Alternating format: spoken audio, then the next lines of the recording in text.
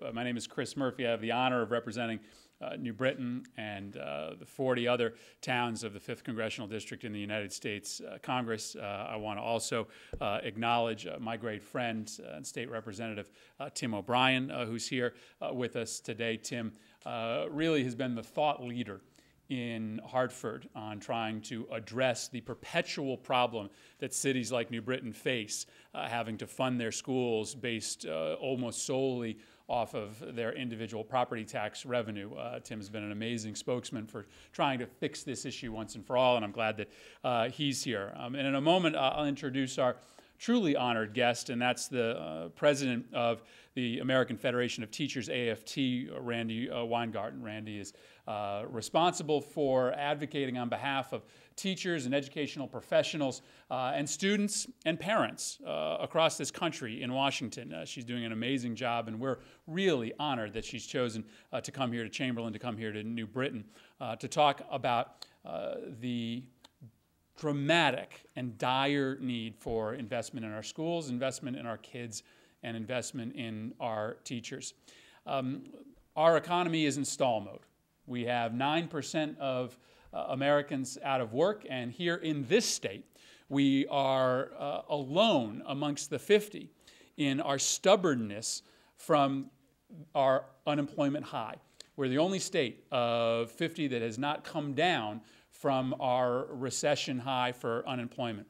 And there are a lot of people in Washington who want to pretend that public job losses are invisible, that when a teacher loses a job, it doesn't count the same as when a private sector employee loses their job, that when a firefighter or a social worker gets laid off, that it's not as consequential to their family as when a factory worker gets laid off.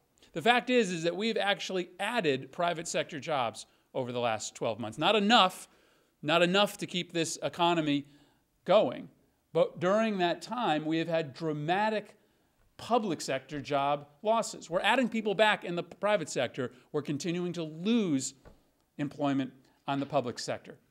And we're standing here today at a school where 70% of the students are on free or reduced price lunch, where we're packing 26, 27 kids into elementary school classrooms.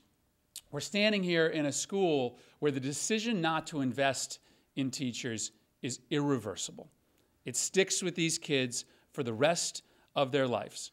The consequences associated with laying off 80 teachers in the city of New Britain over the last 2 years, well, yeah, that means that there are 80 families that don't have an income. Of course, the result of that ripples down to the rest of our economy. They don't spend money in New Britain, and more people get laid off down the line. But the kids here suffer as well. They go to school in temporary classrooms that are 10 years past their usefulness. They're now spread out throughout a school because of mechanical failures in those classes, and they don't have enough teachers or administrators to do the job that they deserve. We need to make an investment in this school. And the President's jobs plan will do that. $50 billion to fix up our schools across the country, another $35 billion to put teachers back to work. This is a smart investment right now for the kids of New Britain, but it's a smart investment for the long-term health of our community. You're going to hear from Dave Roach, president of Connecticut State Building Trades. And he can talk to you about what an infusion of construction money for this state means. We can put thousands of construction workers back on the job. We can put hundreds of teachers back on the job. And this jobs bill, in the end, can be the ignition switch that we need to get our economy back up and running, but the prescription that our kids so badly need to be successful in life.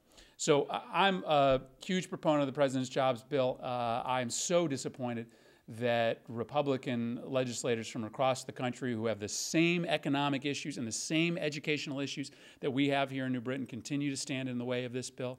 Educating our kids and putting people back to work, it's not a partisan issue. It should unite all of us.